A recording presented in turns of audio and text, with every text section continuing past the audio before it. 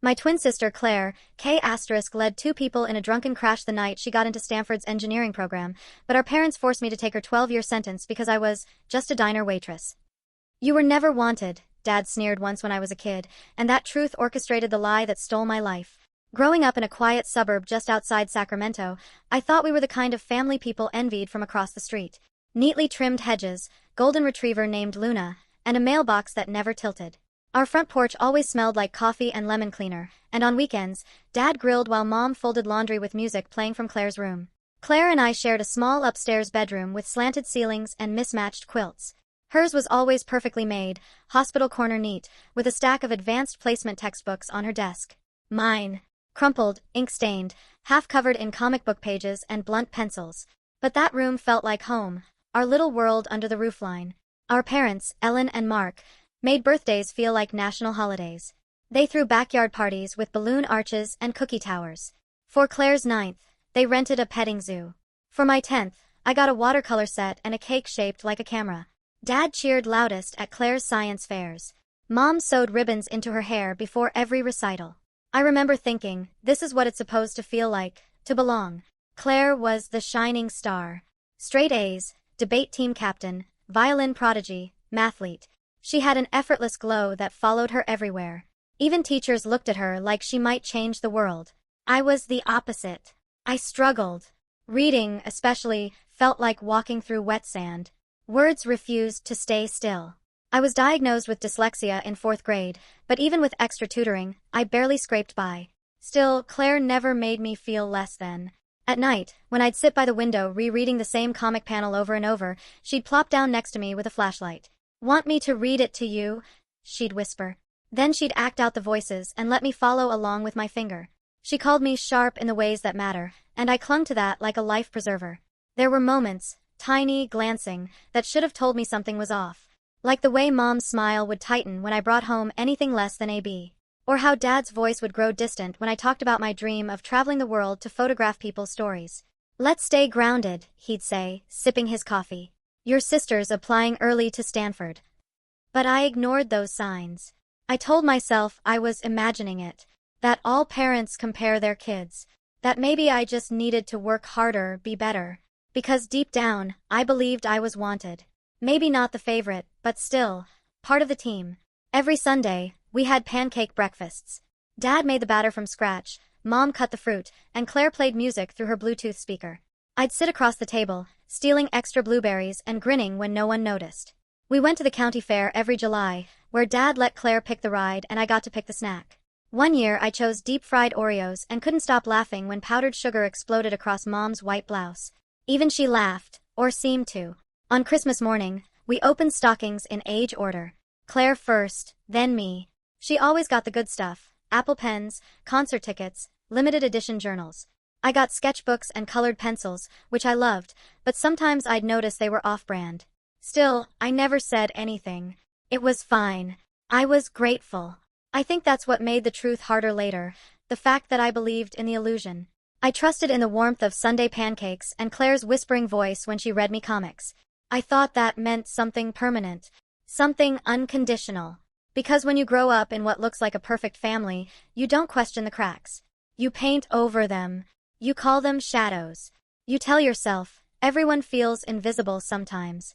And when someone tells you they love you, even with a sigh, even while distracted, you believe it. You hold it tight. Even when it starts to hurt. It happened on a Tuesday. I remember that because it was Claire's turn to load the dishwasher and she was singing Taylor Swift under her breath while rinsing plates. I'd just come back from tutoring, another failed spelling quiz stuffed deep into my backpack. I stopped at the hallway to the kitchen, planning to ask Mom if I could still go to Mia's birthday sleepover that weekend. But I heard voices, low, clipped. "Serious. Dad. She's holding Claire back," he said, voice tight. "We can't keep coddling her. She's a liability." I froze. Mom didn't gasp or correct him. She just exhaled. "What do you want to do, Mark? We can't exactly send her back." They both laughed. It was quick. Hollow. Like a joke between people who didn't want to say what they really meant. I felt my stomach drop, like stepping off the edge of a dream and realizing there was no floor underneath. I backed away before they could see me. In our room, Claire was still humming, hair in a messy bun, completely unaware that our parents had just called me a mistake out loud. I didn't sleep that night. Every time I closed my eyes, I heard the word again. Liability.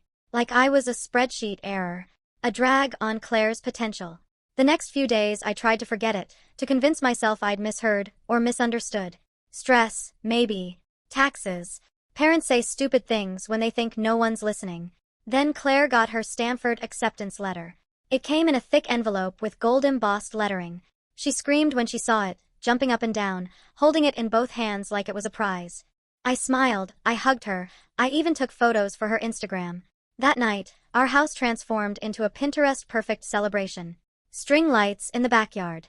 A dessert table with tiny fondant graduation caps. People I'd never seen before toasted my sister with glasses of rose while EDM buzzed from rented speakers. I stood awkwardly near the lemon bars, clutching a soda. Watching. That's when I saw it. Mom slipping Claire a silver flask with a wink. Just one sip. You've earned it, she whispered. I stepped forward. Can I make a toast too? Dad turned sharply. Stay out of it, Ava. This is Claire's night. The words hit me like ice water. Claire looked at me for a second, her smile faltering. But then she turned back to her friends, already laughing again. I didn't make a scene. I didn't cry. I just walked back inside, past the glowing fairy lights and into the dark hallway where no one was watching. That night, I stared at myself in the mirror for a long time. I tried to find something wrong with me, some flaw I'd missed. Was I too quiet? Too weird? Not as shiny? Why did I always feel like an afterthought? After that, things started falling away piece by piece. Mom told me I couldn't go to Mia's birthday party. She's a bad influence, she said. That girl's headed nowhere fast. Mia was in AP Bio, on track for UC Davis. The only person who noticed when I didn't eat lunch. I argued, begged. You're ungrateful, Mom snapped. After everything we do for you, you still think you get to act out? Newsflash, this world doesn't owe you anything, Ava. I wanted to yell that I wasn't acting out, that I just wanted a friend, a lifeline, but I didn't. I just stood there, shrinking. Then came the art class cancellation. It was a local program at the community center, 2 hours on Saturdays with charcoal, ink, and watercolors. My escape. My space. Dad called me into the den after dinner. We're pulling you out, he said without looking up from his laptop. It's a waste of time and money. But Claire needs help with SAT prep, he cut in. We're shifting priorities. He didn't ask what art meant to me. Didn't ask how many hours I'd spent practicing hands or shadows or line work. To him, it was scribbling. To me, it was breathing. I nodded. Then went upstairs and quietly packed up my sketchbooks like they were contraband. Claire, meanwhile, was getting fitted for tailored blazers and flown out for campus tours. Mom bought her a new MacBook and noise-canceling headphones so she could focus. At dinner, all anyone talked about was Claire's future, her internships, her application essay, the honors dorm. I'd try to ask about getting a summer job or maybe taking an online animation course, but Dad would just wave me off. Let's not get distracted. I stopped speaking much after that. Words didn't seem to land anymore. Claire changed too. She used to check on me, used to sneak me comics and draw in the margins of my homework to make me laugh. But now she was glued to her phone, scheduling mock interviews and practicing TED Talk hand gestures in the mirror. She started calling me kid instead of sis. Said it with a smirk. The distance between us wasn't sudden. It spread slowly, like rot under floorboards. And by the time I noticed, it was already too deep. I tried calling Mia after lights out. I had hidden my old prepaid flip phone inside a pencil case in the back of my closet. When Dad found it 2 days later, he didn't yell. Just took it and left without a word. I never saw it again. There were no more family movie nights. No pancake Sundays. No car rides with music playing and windows down. I'd walk past my parents in the hallway, and it felt like I was transparent. Like they were actors on a set, and I was the grip who wandered on camera by accident. When I brought home a drawing I was proud of, a graphite portrait I'd worked on for a week, Mom barely glanced at it. That's nice, she said, folding laundry. That's nice. Like I'd drawn a cat in kindergarten. I wanted to scream, I'm trying. I'm still here. Look at me. But I stayed quiet. Because when you're always told you're too sensitive, eventually you believe it. You swallow your feelings and smile anyway, hoping it'll be enough. That maybe one day, they'll see you again. Really see you. And maybe they'll say something different than liability.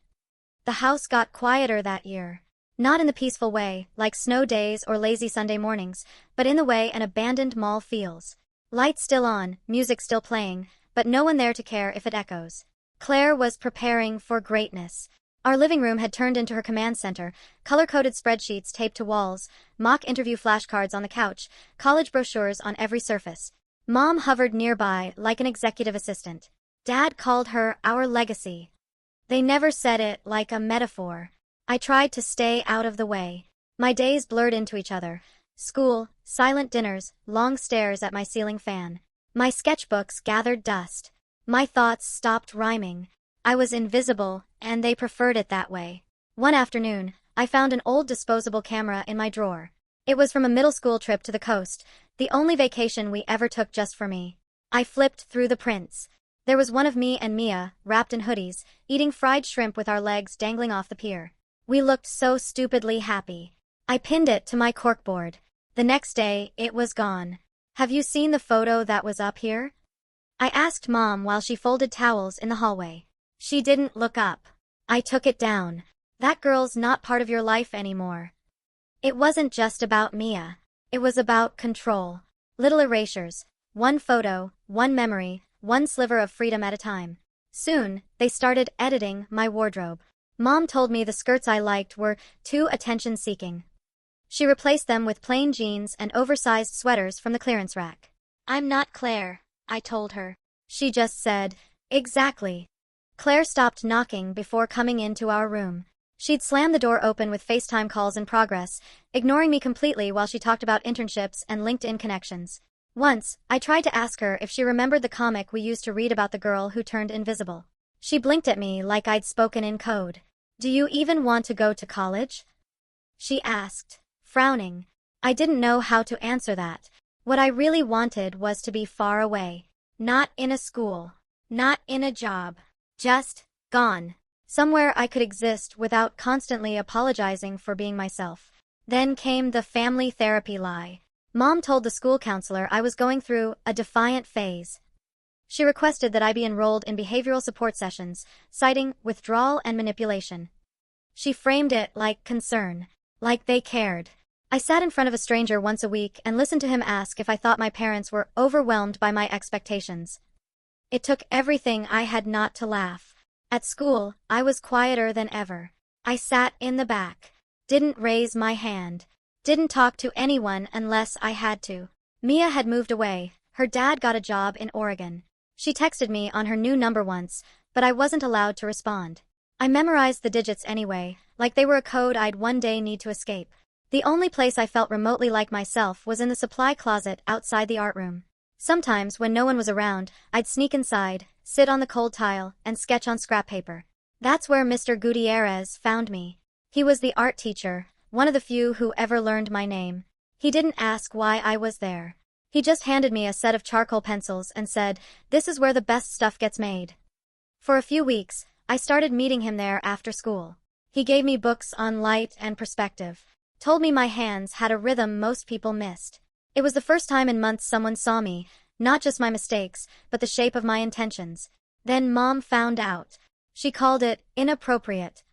Said it looked suspicious for a man his age to be spending time with her daughter. She filed a complaint. He was gone by the end of the month. I didn't bother trying to explain. I stopped drawing completely. Even my dreams changed. I used to imagine myself taking photos on a train through South America, sketching children in village squares, journaling on rooftops in Seoul. Now I dreamed of silence, of empty rooms, of people forgetting my name. I guess I wanted to forget it too. Then came the Jeep. It was Dad's, black, spotless, and always off limits. Until Claire turned 18. Suddenly, the keys were hers. She drove like someone who believed laws were for other people. Speeding, texting, once even driving through our backyard because it was faster than the cul-de-sac. I told Mom. She laughed. "She's responsible," she said. "She has a Stanford brain." That phrase stayed with me. Not, "she's careful." Not, "she'll be fine." Just that, a brain worth protecting. Everything else, Collateral damage. Including me. It was supposed to be just another Friday night. Claire had promised she'd be studying with her internship group, prepping for some innovation showcase at a downtown co-working space. She looked exhausted, but energized in the way only Claire could be, high on caffeine and praise. She wore Dad's leather jacket and red lipstick she wasn't allowed to leave the house in. Mom said nothing, just smiled. I stayed home. As always. Around midnight, I heard the garage door creak open. Curiosity tugged at me, so I grabbed a hoodie and slipped out the side gate. The air smelled like wet pavement and gasoline. I knew she'd taken the Jeep, Dad's baby. He never let me near it. I walked. Just wandered through the neighborhood, looping blocks, until headlights cut across the corner of 5th and Marston. The black Jeep swerved slightly before stopping at the rooftop bar across from the old courthouse. Claire stumbled out, laughing too loudly. Her friends followed, boys in Patagonia vests and girls who looked like they hadn't eaten in days. I ducked behind a parked car and watched her throw back a sh*T, then another, then 3 more in quick succession. She leaned against a guy with tech tattoos and whispered something into his neck. My stomach twisted. I waited. 20 minutes passed. Then Claire fished out the keys from her pocket. I stepped out from the shadows. Claire, don't. She blinked at me, confused at first. Then her eyes narrowed. What are you doing here? You can't drive, I said, taking a step forward. You're wasted. Let me call someone, she shoved me. Hard. I stumbled against the car hood, my palms scraping metal. Stop being my shadow, she snapped. You ruin everything. You always ruin everything. She got into the Jeep and slammed the door. I ran after her, but the tires screeched and she was gone. What followed was chaos. The crash happened 8 minutes later, at an intersection near the Riverwalk. A cyclist was K***led instantly. Lily, Claire's friend, went through the windshield. Claire survived with a sprained wrist and a few stitches. When I got to the scene, flashing lights painted the pavement red and blue. The Jeep was mangled. Blood on the passenger side. People yelling, crying. I saw Claire sitting on the curb, shaking. Then I saw my parents. They didn't look for her. They looked for me. Ava, Mom said, grabbing my wrist. Her voice was calm. Too calm. You were driving. Do you understand? I blinked. What?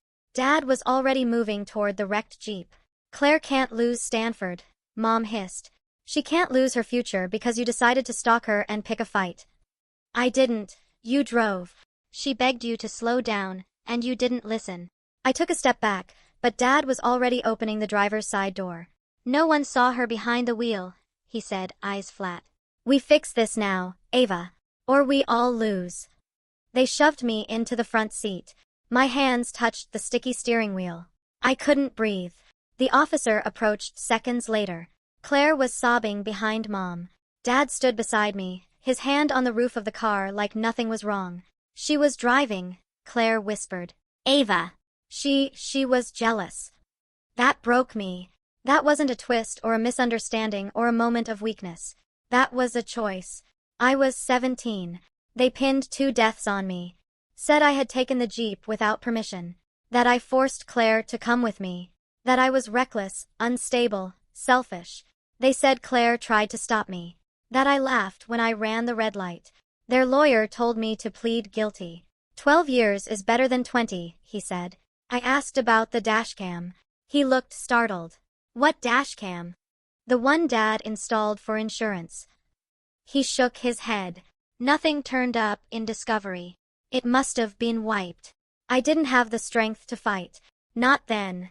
So I took the deal. 12 years for vehicular manslaughter. No one visited me the first month. Not Claire. Not my parents. Not a single letter, not a single word. My name stopped existing in the house where I was raised. Prison wasn't gray. It was beige. Beige walls, beige uniforms, beige food that tasted like cardboard soaked in salt. Time didn't move. It congealed. Days bled into each other until I forgot what month it was. I didn't talk much at first. I stayed in my bunk, stared at the ceiling, traced cracks with my eyes like escape routes I'd never take. Then I met Tara. She found me in the laundry room, folding sheets with dead hands. You're the Jeep girl, she said. The Stanford scapegoat. I didn't answer. She dropped a pair of socks into the bin and smirked. I read court records. Yours don't make sense. And I don't like liars. Especially rich ones. That got my attention. Tara used to be a journalist, one of the ones who pissed off politicians and vanished from talk shows. Wire fraud, they said. Investigative inconvenience, she called it. She didn't pity me. She offered something else. Knowledge. We started slow. Notes passed between library books, whispered terms exchanged in the commissary line. She taught me how prison worked behind the cameras, who to trust, who to avoid, which guards ran side hustles. I learned how to trade ramen for intel, how to smuggle messages inside tampons, how to disappear in plain sight. I became quiet power. Years passed. 4, to be exact. Then, one rainy Thursday, a guard tapped my bunk and said, "You've got a visitor." No one visited me. Ever. I walked into the small concrete room expecting a mistake. It was Ethan. At first, I didn't recognize him. His hair was longer, his hoodie soaked, eyes hollow. But when he said, "Lily was my cousin," everything clicked. He slid a folded paper across the scratched plastic table. "I found the footage," he said. I blinked. "The dash cam." He nodded. "Your dad synced the Jeep to a cloud backup. It was encrypted, but I got in." I unfolded the paper. A printout. Claire behind the wheel. Time stamped. GPS locked. Clear as day. I couldn't breathe. "Why now?" I asked. "Because they ruined more lives than yours. And they're not done." He leaned in. "But I have the receipts." The joy didn't last long. 2 weeks later, he vanished. No texts. No calls. Social media scrubbed. I panicked. Tara pulled every string she had. Eventually, we found him. Committed. Some psychiatric facility in Fresno. Diagnosis: paranoid delusions. Filed by my parents and Claire. They silenced him. Legally. I wanted to scream. But Tara just nodded. "Then we unsilence him." She pulled out a contact list she kept taped to the inside of a paperback spine. Former whistleblowers, hacktivists, rogue reporters. We got word out to one. Zoe, an ex-journalist with a reputation for publishing stories no one else would touch. Zoe had one question: "Can you get me proof?" I sent everything. The plea deal details. The timeline. The therapist reports. My prison notes. My sketches. Zoe believed me. We found Ethan 6 months later. He'd escaped during a power outage, smuggled out by a clinic worker named Inez who'd been bribed by Claire, until she read his medical file and realized it was fiction. She drove him north, through Oregon, to a safe house run by a tech collective that specialized in digital activism. He was alive. Thin, scared, angry, but alive. We had what we needed. The dashcam footage of Claire's false statement, the clinic documents and my written confession. Forced under coercion, now we needed a stage. And fate handed it to us. Claire had rebranded. She was now a rising tech voice, specializing in AI empathy frameworks. A conference in Seattle invited her to give a TED Talk. The topic? Truth in the Age of Algorithms. It was too poetic to ignore. We planned for weeks. Ethan coordinated the visuals. I wrote the speech dissection Zoe would publish. Tara created an online schedule to time the leaks. We even got a few advocacy orgs involved, people who supported incarcerated whistleblowers. It was all set. And then, I hesitated. What if it didn't work? What if they spun it again? What if I became another story no one believed? Tara sat next to me in the rec yard. "They took your name. Now you take it back." I nodded. The night before the event, I didn't sleep. Claire's talk was scheduled for 2 p.m. At 2:05, the footage would play. At 2:06, Zoe would publish. At 2:07, the internet would know everything. At 2 o'clock, Claire took the stage in a crimson blazer and practiced grief in her eyes. "At the heart of all technology," she said, "is the question of trust." At 2:05, the screens behind her flickered. Then came the video. Claire, drunk, behind the wheel.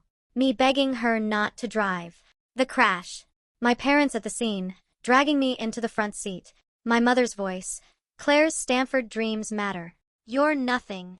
The audience gasped. Some screamed. Claire froze. From the back of the auditorium, Ethan stepped forward with 15 activists holding posters of Lily and the cyclist. One held up a sign that read, "This is the real driver." Claire stepped back from the podium. Outside, protesters gathered with hashtag Justice for Ava signs. Inside, phones lit up as Zoe's article dropped. The story spread like wildfire. And for the first time in years, someone said my name out loud and believed me. Claire dropped the mic. Literally. It hit the floor with a hollow metallic thud, echoing through the auditorium like a G***NSH**T. For a second, no one moved. Not her. Not the crowd. Not even the cameras. Then came the shouting. People stood. Some cursed. Others pulled out their phones to record the screen, which now looped the dashcam footage like a verdict. Claire driving. Claire swerving. Me screaming. My parents dragging me into the driver's seat. A moderator rushed onto the stage. Claire turned to run but froze as she saw Ethan and the others blocking the exit aisle, holding those enormous placards with Lily's face and the cyclist's shattered helmet. Claire looked trapped, not by them, but by the truth finally catching up. I was still in prison, watching it all unfold from a grainy TV in the rec room, but I could feel it. The tremor in her voice. The collapse of her composure. The moment her empire cracked. That night, Zoe's exposé exploded across every platform. She titled it, "Built on a Lie, the Stanford Daughter and the Sister She Buried." It wasn't just the footage. Zoe published copies of the original dashcam timestamps. Scans of Claire's sworn testimony claiming she wasn't driving. My sealed plea documents. The psychiatric commitment form used to lock Ethan away, signed by my mother and notarized under a fake medical license. **TS from the prison emails where 2 guards discussed planting **GS in my bunk, just in case she gets brave. By morning, we're trending. So was. The university released a statement saying they were reviewing the matter. Within 48 hours, Claire's diploma was suspended pending an ethics investigation. But the real chaos started with my parents. They made one fatal mistake, trying to sue Zoe. In filing, they opened themselves to discovery. Zoe's legal team, backed by a watchdog nonprofit, demanded access to financials, phone records, email chains. What they found wasn't just messy. It was criminal. Shell companies used to funnel money into the Fresno clinic that held Ethan. Private investigator payments to discredit Tara. Even a quiet 6-figure transfer to a state parole official, presumably to delay my eligibility. The story grew teeth. A federal inquiry was opened. Prosecutors issued subpoenas. Journalists swarmed our quiet Sacramento neighborhood, where my parents still lived behind high hedges and higher fences. Then came the raid. FBI vans. Evidence boxes. Neighbors watching from behind blinds. My parents were taken in for questioning. Not arrested, not yet, but rattled. Back inside, the guards turned colder toward me. One of them, Myers, shoved my food tray off the counter and said, "Should have stayed quiet." Tara pulled me aside the next morning. "They're not finished," she said. "They'll try to shut this down the old-fashioned way." She was right. 2 days later, a bag of Oxy appeared under my mattress. Sloppy. Too obvious. They were getting desperate. We were ready. Tara had hacked the internal security feeds a week before. She caught Myers and another guard, McKenna, laughing as they slid the pills into my bunk. She screen-recorded the whole thing, then uploaded it to a burner drive connected to Zoe's cloud. Zoe posted it with the caption, "Even now, they're trying to break her." The internet lost its mind. The clip was retweeted by celebrities, authors, even a senator. Civil rights groups stepped in. Prison reform activists joined the chorus. I was moved to a different wing for my safety. Within 72 hours, I was granted an emergency parole hearing. The warden tried to block it. He claimed I was unstable. But Zoe published the warden's private messages too, ones where he discussed pressure from higher up to make Ava disappear. Claire tried to release a public apology video. It bombed. She wore a beige turtleneck, spoke in a trembling voice, and said, "I didn't know how to stop it once it started. I was scared." The comments were brutal. "You weren't scared, you were privileged. UK asterisk led your friend and let your sister rot. Scared of what? Losing your fake image? Stanford expelled her. The ethics board voted unanimously. Her degree was invalidated. Her startup lost funding.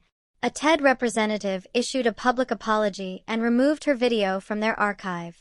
But the biggest blow came when the grand jury voted to indict both of my parents for obstruction of justice, perjury, evidence, tampering, insurance fraud, unlawful psychiatric commitment. Their assets were frozen. Their lawyers quit. They tried to run interviews, spin narratives. It didn't work. Too much truth. Too much proof. Too late. Meanwhile, the parole board scheduled my review. I sat at that table, wrists shackled, but spine straight. I'd been broken once. Not anymore. They asked if I had anything to say. I looked each of them in the eye and said, "They didn't just lie. They planned it. They rehearsed it. They nized my silence. But I'm done being quiet." When I left that room, I didn't know if I'd walk free. But I knew one thing with absolute certainty. They would never again own my name. The letter came on a Wednesday. I'd been in the prison library restocking damaged paperbacks when a guard I didn't recognize walked in. He wasn't one of the ones who spit when they said my name. He handed me a manila envelope without speaking, then nodded once and left. Inside, my parole approval notice. 9 years served. 3 early. I sat down between the math textbooks and outdated encyclopedias and stared at the words until they blurred. I was going home. Except, I didn't have one anymore. My parents' house had been seized by federal agents, their bank accounts frozen, their names dragged across every platform like caution tape. They lived in a roadside motel by the freeway now, one of those places with flickering signs and mildew carpets. Claire was in minimum security, 4 years for obstruction, conspiracy, and fraud. Her sentence was shorter than mine, but it didn't matter. The internet had already sentenced her to irrelevance. She appealed. Twice. Both were denied. Her last public appearance was a courtroom photo. Orange jumpsuit, no makeup, eyes dull. No more TED Talks. No more panel invitations. No more standing ovations. Just silence. As for me, I walked out into early autumn. The air smelled like cut grass and gasoline. Someone handed me a duffel bag with my old clothes. The jeans didn't fit. The sweatshirt was too thin. But I didn't care. Tara met me at the gate. She'd made parole too. Different case, different story, but she stood there like she always did, arms crossed, eyes sharp, wearing defiance like a coat. She drove me to Ethan's place.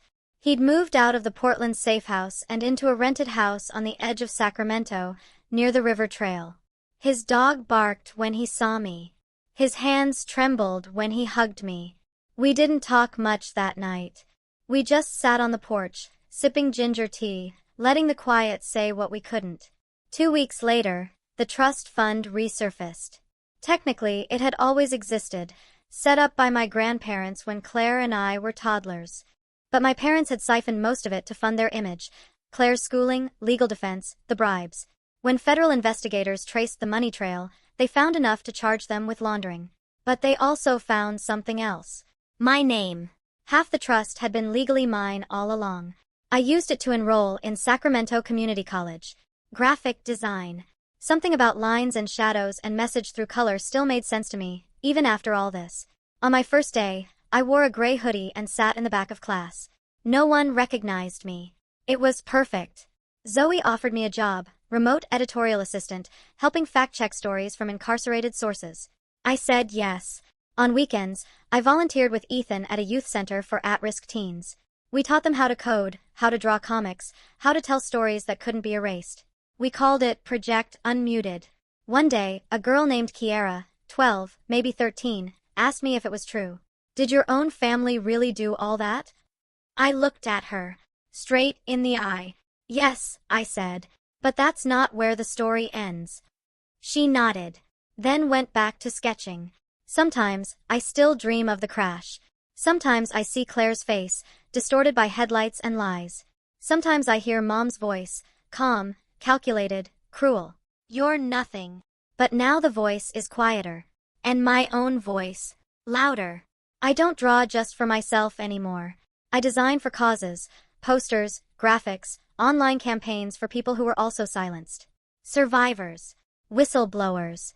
Kids written off by people too afraid to see their power. Last month, one of my infographics got picked up by a major nonprofit. My name was in the corner, in tiny print, but it was there. Ava Reynolds. The name they tried to bury. I use it now like armor. And sometimes, like a wee *p*n. Because they didn't want me. They erased me, ignored me, blamed me, caged me. But they failed. I survived. And now, I tell the truth.